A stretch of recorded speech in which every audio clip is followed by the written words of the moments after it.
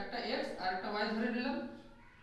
এবার পূর্ণবর্গ সংখ্যা যোগফল, তাহলে আমরা ধরতে পারি x স্কয়ার প্লাস y স্কয়ারের মান বলে দিয়েছে 100, আর x স্কয়ার এবার তাদের বর্গের পার্থক্য 28, মানে তাদের বর্গের পার্থক্যটাকে বলে দিয়েছে 28।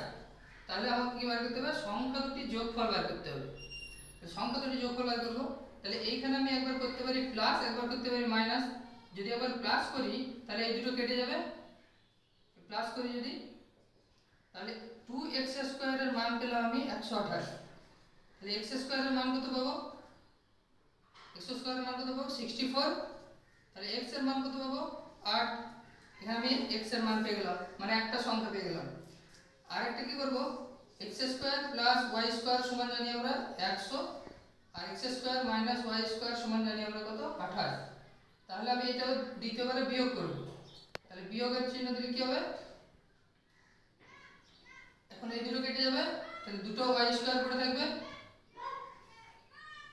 সমান 72, সরি এটা 28 ছিল, হ্যাঁ 72। তাহলে y স্কয়ারের মান হবে 36, তাহলে y এর মান হবে 6।